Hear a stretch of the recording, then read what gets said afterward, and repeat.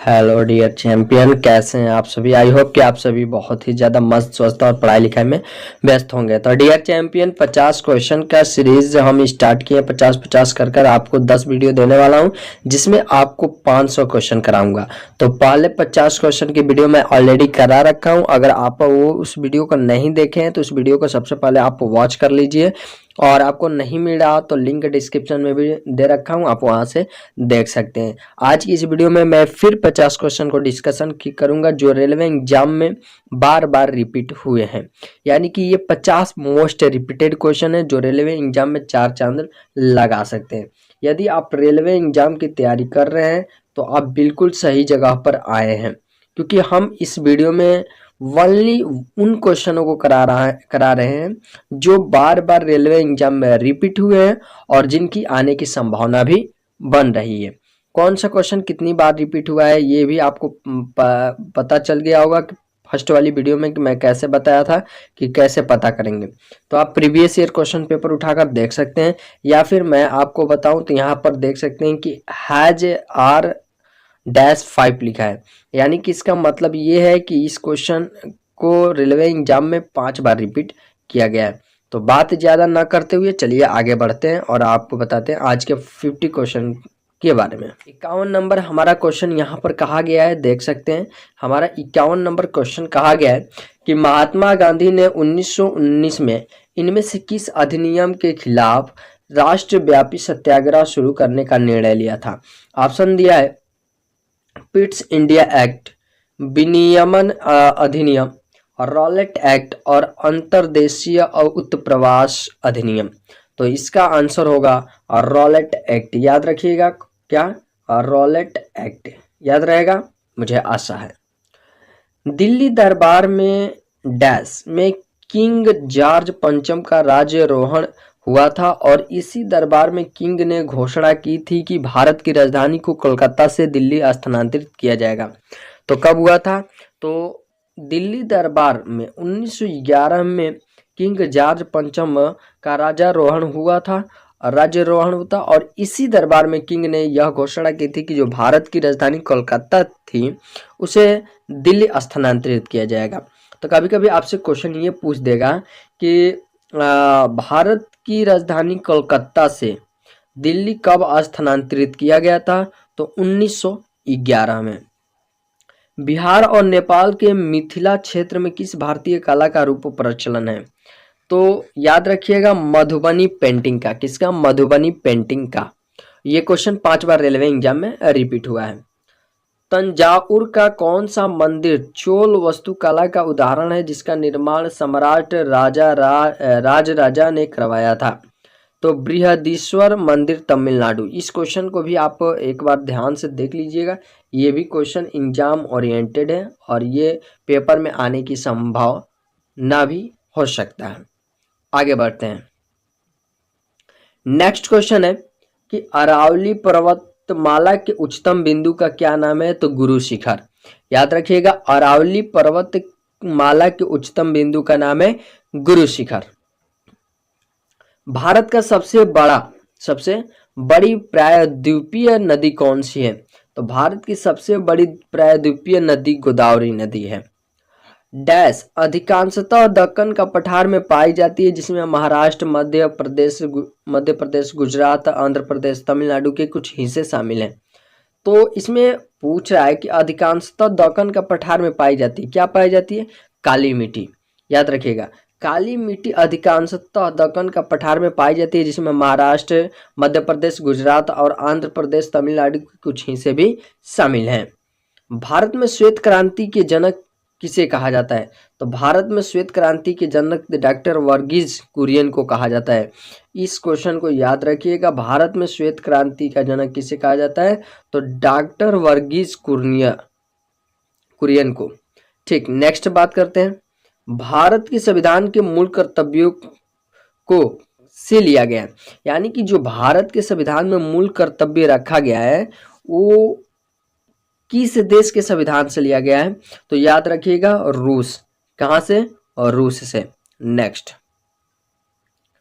आगे हमारा क्वेश्चन कहा है कि भारतीय संविधान के भाग 4A यानी कि भाग के 4A अनुच्छेद 51 में मौजूद मूल कर्तव्यों की कुल संख्या कितनी है। फिर एक बार सुनिए, भारतीय संविधान के भाग 4A अनुच्छेद 51 में मौजूद मूल कर्तव्यों की कुल संख्या कितनी है, तो 11 है। ये क्वेश्चन 5 बार पूछा गया है।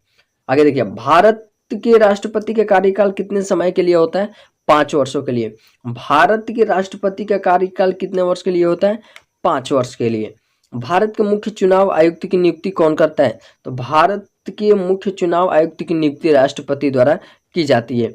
इस क्वेश्चन को याद रखिएगा, भारत के मुख्य चुनाव आयुक्त की नियुक्ति कौन करता है, राष्ट्रपति करते हैं। आगे देखिए, भारत सरकार का वास्तविक कार्यपालिका है। भारत का सरकार का वास्तविक कार्यपालिका कौन है, तो प्रधानमंत्री है। कौन है, प्रधानमंत्री, क्योंकि राष्ट्रपति तो उतना कोई हस्तक्षेप होता नहीं है। भारत में अधिकतर प्रधानमंत्री का ही हस्तक्षेप रहता है, ठीक, याद रखिएगा। भारत के राष्ट्रपति द्वारा लोकसभा में एंग्लो इंडियन समुदाय में कितने सदस्य मनोनीत किए जाते हैं, तो याद रखिएगा 2। फिर एक बार सुन लीजिए, भारत के राष्ट्रपति द्वारा लोकसभा में एंग्लो इंडियन समुदाय में कितने सदस्य मनोनीत किए जाते हैं, तो 2। नेक्स्ट,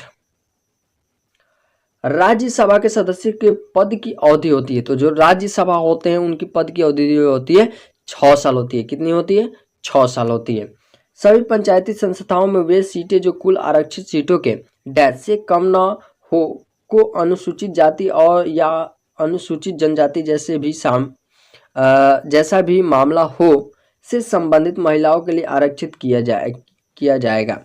फिर एक बार सुनिए, कहा है कि सभी पंचायती संस्थाओं में वे सीटें जो कुल आरक्षित सीटों के डैश से कम न हो को अनुसूचित जाति और या अनुसूचित जनजाति जैसे भी मामला हो से संबंधित महिलाओं के लिए आरक्षित किया जाएगा, तो 1/3 से कम ना हो, ठीक ना।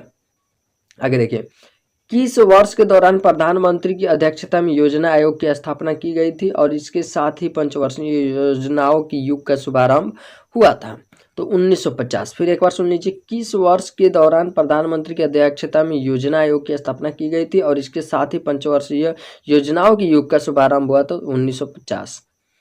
अल्पसंख्यकों की सुरक्षा से संबंधित भारतीय संविधान में कौन सा अनुच्छेद है, तो अल्पसंख्यकों की सुरक्षा से संबंधित भारतीय संविधान में अनुच्छेद 29 है। अनुच्छेद 29 है। केंद्रीय बजट को किसी विशेष वित्तीय वर्ष के लिए वार्षिक वित्तीय विवरण FS के रूप में भी जाना जाता है। यह भारतीय संविधान के किस अनुच्छेद में दिया गया है, तो अनुच्छेद 112 में। ये क्वेश्चन उतना इम्पोर्टेंट नहीं है, बट आप एक बार देख लीजिएगा, ये सभी रेलवे एग्जाम में 5 बार रिपीट हुए हैं क्वेश्चन।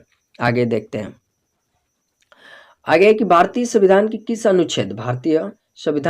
अनुच्छेद के तहत भारत की राज्य भाषा हिंदी एवं लिपि देवनागरी है, तो ये याद रखिएगा, अनुच्छेद 343 के तहत भारतीय संविधान के भारत की राज्य भाषा हिंदी एवं लिपि जो है देवनागरी है।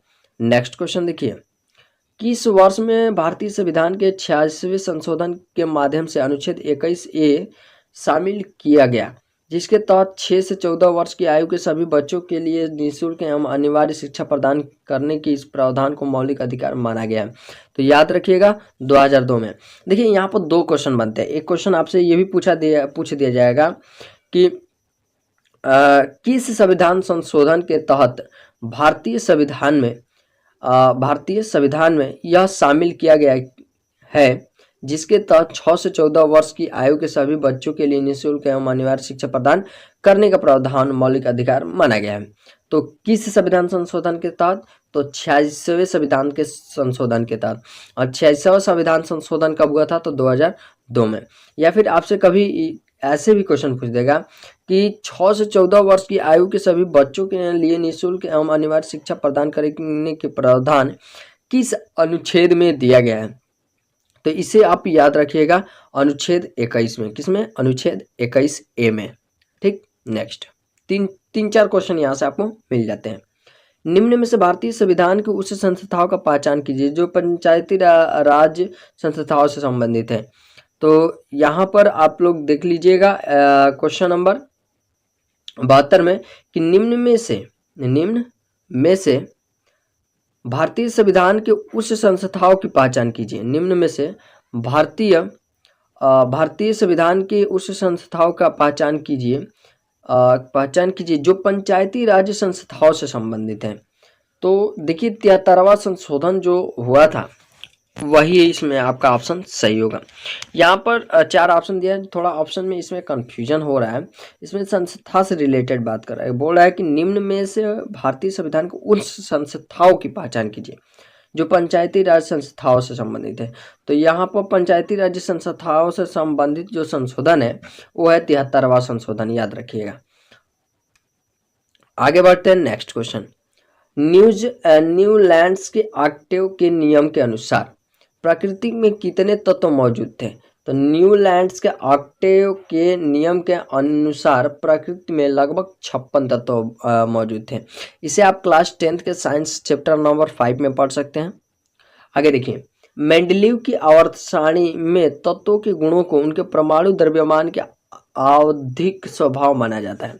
यानी कि मेंडलीव ने जो भी तत्वों को इस्टेब्लिश किया था यानी कि रखा था, उनको परमाणु द्रव्यमान के अनुसार ही रखा था। नेक्स्ट, नीचे दिए गए कथनों पर विचार कीजिए और सही उत्तर का चयन कीजिए। पहला सुनिए, बेकिंग सोडा का रासायनिक सूत्र NaHCO3 होता है। जी हाँ, वही होता है। ये याद रखिएगा, बेकिंग सोडा का जो सूत्र होता है वो NaHCO3 होता है, जिसको सोडियम हाइड्रोजन कार्बोनेट भी बोलते हैं या सोडियम बाइकार्बोनेट भी बोलते हैं। दूसरा, इसका उपयोग सोडा एसिड अग्निशामकों में किया जाता है। जी हाँ, इसका उपयोग सोडा एसिड अग्निशामकों में किया जाता है। दोनों ही सत्य है। आगे देखिए नेक्स्ट, यौगिक CaOCl2 का रासायनिक नाम क्या है? तो ब्लीचिंग पाउडर। CaOCl2 का सामान्य नाम क्या है? Bleaching powder. विद्युत धारा का एसआई मात्रक जो होता है एम्पियर होता है। क्वेश्चन 5 बार रिपीट हुआ है, ध्यान दीजिएगा। प्रतिरोध का एसआई मात्रक जो होता है ओम होता है। क्वेश्चन 5 बार रिपीट हुआ है। कार्य करने की दर शक्ति की इकाई क्या है? वाट है। कार्य करने की दर को शक्ति कहते हैं और इसकी इकाई क्या है? वाट है। 77 डिग्री फ़ारेनहाइट में किसके बराबर होता है? तो ये होता है 25 डिग्री सेल्सियस के। किसी अवतल दर्पण वक्रता त्रिज्या 12 सेंटीमीटर है। नई कार्तीय चिन्ह परिपाटी का पालन करते हुए मुख्य फोकस। देखिए याद रखिएगा कि अवतल दर्पण वक्रता त्रिज्या 12 सेंटीमीटर है, ठीक ना? तो 12 सेंटीमीटर है। तो यहाँ पर आपसे पूछा है नई कार्तीय चिन्ह परिपाटी का पालन करते हुए मुख्य फोकस आपको बताना है। तो यहाँ पर थोड़ा सा आप समझिएगा, मैं आपको थोड़ा सा समझाऊंगा, ज़्यादा नहीं। देखिए यहाँ पर हम एक अवतल दर्पण ले लेते हैं। तो अवतल दर्पण कुछ इस प्रकार से होता है, जो बाहर से पॉलिश किया हुआ होता है। तो इसका यहाँ इधर और इधर हम मापते हैं, तो मापेंगे तो कुछ इस प्रकार से मापा जाता है। तो इधर की दूरी जो होती है पॉजिटिव होती है, इधर की दूरी जो होती है निगेटिव होती है। यानी कि यहाँ पर हमारा R का मान जो दे रखा है वो दे रखा है कितना? देखिए वो यहाँ पर दे रखा है, देखिए यहाँ पर शो कर रखा है क्वेश्चन में 12 सेंटीमीटर। तो ये बताइए कि जब हम इधर R का मान हमारा इधर जो दे रखा है R बराबर 12 सेंटीमीटर, तो मुख्य फोकस ही क्या है? तो फोकस F बराबर हमारा होता है R/2 होता है। अब R/2 होता है तो चूंकि हम जानते हैं कि इधर की जो दूरी होगी वो धनात्मक और इधर की जो दूरी होगी ऋणात्मक मानेंगे। तो ये बताइए कि अगर हम F का मान निकालते हैं तो 12/2 यानी कि कितना आ जाएगा? 6 आ जाएगा। अब आप कहेंगे कि 6 आ जाएगा, लेकिन चिन्ह परिपाटी के अनुसार बताया जाए तो चिन्ह परिपाटी के अनुसार इधर कितना आएगा? माइनस में 6 सेंटीमीटर होगा। तो ये क्या होगा? इसका आंसर होगा। ये आपको क्लियर हुआ? मुझे आशा है कि ये आपको क्लियर हो गया होगा। तो चलिए हम आगे बढ़ते हैं और क्वेश्चन आगे देखते हैं। क्लियर है? फिर एक बार सुन लीजिए क्वेश्चन क्या कह रखा था। क्वेश्चन हमारा कह रखा है कि किसी अवतल दर्पण वक्रता त्रिज्या 12 सेंटीमीटर नए कार्तीय चिन्ह परिपाटी का पालन करते हुए मुख्य फोकस जो होगा -6 सेंटीमीटर होगा। नेक्स्ट, स्वच्छ आकाश का नीला रंग वायुमंडल में मौजूद दृश्य प्रकाश की तरंगदैर्ध्य की तुलना में छोटे आकार वाले कणों द्वारा प्रकाश के प्रकीर्णन के कारण होता है। क्यों होता है? प्रकीर्णन के कारण होता है। एक बार और देख लीजिए, स्वच्छ आकाश का नीला रंग वायुमंडल में मौजूद दृश्य प्रकाश की तरंगदैर्ध्य की तुलना में छोटे आकार वाले कणों द्वारा प्रकाश के प्रकीर्णन के कारण होता है। समझ में आया? आगे देखिए। या फिर कभी कभी आपसे क्वेश्चन ये भी पूछा जा सकता है कि आसमान का रंग नीला क्यों दिखाई देता है, तो प्रकीर्णन के कारण, याद रखिएगा। विद्युत बल्ब का फिलामेंट दिए गए पदार्थ में से किसी से बना होता है, तो टंगस्टन से बना होता है। विद्युत बल्ब का फिलामेंट जो होता है टंगस्टन का बना होता है। 5 बार क्वेश्चन रिपीट हुआ है। हाल ही में देना बैंक और विजया बैंक का इनमें से किस बैंक के साथ विलय हुआ है, तो बैंक ऑफ बड़ौदा के साथ, बैंक ऑफ बड़ौदा के साथ ही ये विलय हुए हैं, यानी कि जुड़े हैं। आगे देखिए नेक्स्ट। माल एवं सेवा कर जिसमें माल और सेवाएं दोनों शामिल है, भारत सरकार द्वारा डैश से प्रभावी रूप से लागू किया गया, तो 1 जुलाई 2017 से लागू किया गया है। तो फिर देखिए, माल एवं सेवा कर जिसमें माल और सेवाएं दोनों शामिल है, भारत सरकार द्वारा 1 जुलाई 2017 से प्रभावी रूप से लागू किया गया था। 1955 में ग्राम और लघु उद्योग में समिति डैश भी कहा जाता है ने ग्रामीण विकास को बढ़ावा देने के लिए लघु उद्योगों के उपयोग की संभावना पर ध्यान दिया था। तो याद रखिएगा, फिर एक बार क्वेश्चन सुनिए। 1955 में ग्राम और लघु उद्योग समिति, जिसे हम करवे समिति कहते हैं, क्या कहते हैं? करवे समिति भी कहते हैं, ने ग्रामीण विकास को बढ़ावा देने के लिए लघु उद्योगों के उपयोग की संभावना पर ध्यान दिया था। नेक्स्ट क्वेश्चन देखिए। निम्न में से किसकी कमी से रिकेट्स होता है, तो रिकेट्स होने का सबसे बड़ा कारण है विटामिन डी। आगे देखिए डैश श्वसन ऑक्सीजन की सहायता से ऊर्जा उत्पन्न की एक प्रक्रिया है, तो यहाँ पर आप भरिएगा, इसमें भरेंगे वायुजीवी या एरोबिक। एरोबिक जो है श्वसन ऑक्सीजन की सहायता से ऊर्जा उत्पादन करने की क्या है, एक प्रक्रिया है। नेक्स्ट, मनुष्य के पाचन तंत्र में होने वाली कौन सी क्रिया गंदगी पर साबुन के पायसीकरण की क्रिया के समान होती है? फिर देखिए, मनुष्य के पाचन तंत्र में होने वाली कौन सी क्रिया गंदगी पर साबुन के पायसीकरण की क्रिया के समान होती है, तो होती है पित्त लवणों द्वारा बड़ी वसा गोलिकाओं को छोटी गोलिकाओं में विघटित किया जाना। ये क्वेश्चन रिपीट हुआ है 5 बार। वृद्धि हार्मोन निम्नलिखित में से किस अंतःस्रावी ग्रंथि से स्रावित होता है, तो पिट्यूटरी, याद रखिएगा। और ये क्वेश्चन इंपॉर्टेंट है, इसको इंपॉर्टेंट में रखिएगा, ठीक ना। आगे बढ़ते हैं। निम्नलिखित में से कौन सी गर्भ निरोधक विधि अवांछित गर्भधारण और एसटीडी दोनों को नियंत्रित करने के लिए उपयोगी है, तो वो है सिंपल सा कॉन्डम। ठीक है, कॉन्डम आप इसमें टिक करेंगे। नेक्स्ट क्वेश्चन है कि प्रकाश संश्लेषण के लिए कौन से घटक आवश्यक हैं, तो देखिए प्रकाश संश्लेषण के लिए जो आवश्यक घटक है वो कार्बन डाइऑक्साइड है, जल है, सूर्य का प्रकाश है और हरित यानी कि जिसको क्लोरोफिल आप कहते हैं, ये सभी आवश्यक है। यहाँ पर लिखा हुआ है ऑलरेडी कि कार्बन डाइऑक्साइड, जल, सूर्य का प्रकाश और पर्णहरित यानी कि क्लोरोफिल। पौधों की पत्तियों में मौजूद रंध्रों द्वारा पानी के नष्ट होने की प्रक्रिया को क्या कहा जाता है? अगर देखिए, पौधों की पत्तियों में मौजूद रंध्रों द्वारा पानी के नष्ट होने की प्रक्रिया को क्या कहा जाता है, यानी कि कहने का मतलब क्या है वो समझिए, मैं वो उसे समझा दूं पहले, तब आप कहेंगे हाँ सर कुछ तो समझ में आया। यहाँ पर एक पत्ती हम ले लेते हैं, जैसे यहाँ पर एक पत्ती ले लिए, ठीक, एक पत्ती बना देते हैं, ये हमारा पत्ती बन गया। और यहाँ से ये पत्ती, इस पत्ती में छोटे छोटे हम रंध्र बना देंगे। अच्छे से आपको समझा देते हैं इसे। देखिए, तो अब पत्ती जो लिए हैं, इस पत्ती में आप देखते होंगे कि ऐसे छोटा छोटा सा इसमें छिद्र दिखाई देता है। आपको साफ साफ नहीं दिखेगा, लेकिन माइक्रोस्कोप से देखेंगे तो आपको ऐसे छोटा छोटा इसमें छिद्र ऐसे दिखाई देता है। कहेंगे कि हाँ सर दिखाई तो देता है, हम किताब में भी देखे हैं और ऐसे मतलब पढ़े भी हैं। तो देखिए, जो ये दिखाई दे रहा है इसी को हम क्या कहते हैं, रंध्र कहते हैं। अब रंध्र इसी को कहा जाता है, इसको ही कहा जाता है रंध्र। अब रंध्र से जो भी हमारा जल का वाष्पीकरण होता है उसको हम क्या कहते हैं, वाष्प उत्सर्जन। क्या कहते हैं, वाष्प उत्सर्जन कहते हैं। तो वही तो क्वेश्चन हमसे पूछा है कि पौधों की पत्तियों में मौजूद रंध्रों द्वारा पानी के नष्ट होने की प्रक्रिया को क्या कहा जाता है, वाष्प उत्सर्जन कहा जाता है। 1 गीगाबाइट जो है बराबर होता है 1024 मेगाबाइट। 1 गीगाबाइट बराबर होता है 1024 मेगाबाइट। संयुक्त राष्ट्र के वर्तमान महासचिव एंटोनियो गुटेरेस किस देश से संबंधित हैं? तो पुर्तगाल। किस देश से संबंधित है? पुर्तगाल। गौतम बुद्ध ने निम्नलिखित में से किस स्थान पर आत्मज्ञान प्राप्त किया था? गौतम बुद्ध ने निम्नलिखित में से किस स्थान पर आत्मज्ञान प्राप्त किया था? तो याद रखिएगा बोधगया। नेक्स्ट क्वेश्चन है हमारा और लास्ट ये हमारा स्लाइड होगी। इसमें क्वेश्चन है कि इनमें से कौन हर्षवर्धन के शासनकाल में भारत आया था?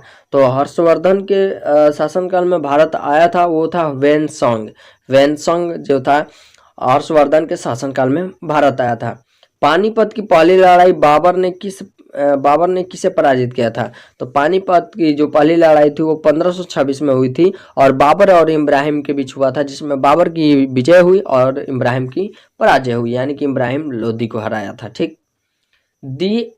दीन और इलाही नामक धर्म किसने चलाया? दीन और इलाही नामक धर्म किसने चलाया था? तो अकबर ने। किसने 1851 में अवध राज्य को एक चेरी जो एक दिन हमारे मुंह में गिर जाएगी के रूप में वर्णित किया था? फिर एक बार सुनिए, किसने 1851 में अवध राज्य को एक चेरी जो एक दिन हमारे मुंह में गिर जाएगी के रूप में वर्णित किया था? तो लॉर्ड डलहौजी। कौन? लॉर्ड डलहौजी। तो आई होप कि आप लोग को यह वीडियो पसंद आई हो। डियर स्टूडेंट, अगर आपको यह वीडियो पसंद आ रही है तो चैनल को यार सब्सक्राइब कर लीजिए और वीडियो को कर दीजिए लाइक और अपने दोस्तों को शेयर कर दीजिए ताकि वो उन लोग को भी इससे से प्रॉफिट हो सके। जितना ज़्यादा आप लाइक करेंगे, टारगेट 50 का है, अगर आप 50 टारगेट पूरा करते हैं तो मैं आप लोग के लिए फ्री मॉक टेस्ट भी प्रोवाइड कराऊंगा, लेकिन आपको पहले इस वीडियो पर 50 लाइक का टारगेट पूरा करना है। तो आज के लिए इतना ही, मिलते हैं नेक्स्ट वीडियो में, तब तक के लिए धन्यवाद।